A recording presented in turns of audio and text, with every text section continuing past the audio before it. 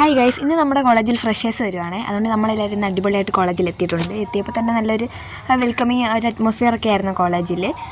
അങ്ങനെ നേരെ ചെന്ന്, പക്ഷേ നമുക്കിന്ന് എക്സാം ആയതുകൊണ്ട് ഫസ്റ്റ് ഇയേഴ്സിനൊന്നും അധികം പരിചയപ്പെടാൻ പറ്റിയില്ല. നമ്മൾ കോളേജിൽ എത്തിയപ്പോൾ എല്ലാവരും പഠിക്കുമായിരുന്നു. നമുക്ക് 9:30 എക്സാം വരുന്നത്. അതിന് പേപ്പർ മേടിക്കാൻ വേണ്ടി രാംപ്രകാശിന് 8:30 പേപ്പർ മേടിക്കാൻ പോയതാണ്. 9:30 കഴിഞ്ഞപ്പോഴാണ് പേപ്പറുമായിട്ട് വരുന്നത്. അവിടെയുള്ള എല്ലാവരും വന്ന് പേപ്പർ മേടിച്ച് പോയിട്ട് അവന് പേപ്പർ കിട്ടിയത്. ഇതെല്ലാം നമ്മുടെ കോളേജിലെ പുതിയ പിള്ളേരാണ്. ആരെയും പരിചയപ്പെടാൻ പറ്റിയില്ല. വിശദമായി പിന്നെ പരിചയപ്പെടാം.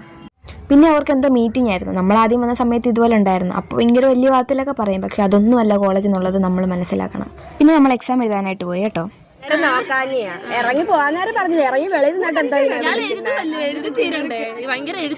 ഞാനും അങ്ങനെ കാണിക്കാം. ഇനി നിന്നെ ഒരിക്കലും ഞാൻ ഫോണിൽ വിളിക്കത്തില്ല. ഇപ്പോഴും LKG വിചാരം. നീ എന്നെ വിളിച്ചില്ല, എന്നെ വിളിക്കാതെ പോയി, ഞാൻ വിളിച്ചിട്ട് നീ എടുത്തില്ല എന്നുള്ള സ്ഥിരം ഡയലോഗാണ് ഇപ്പോൾ കേട്ടത്. ഒരവസരം കിട്ടിയപ്പോൾ എന്നെ വട്ടത്തിലിട്ട് പൂക്കുക.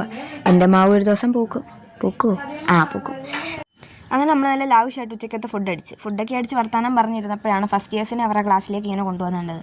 1-2 പേരെ മാത്രമേ കാണാൻ പറ്റുള്ളൂ, ബാക്കിയൊക്കെ മിസ്സായിപ്പോയി.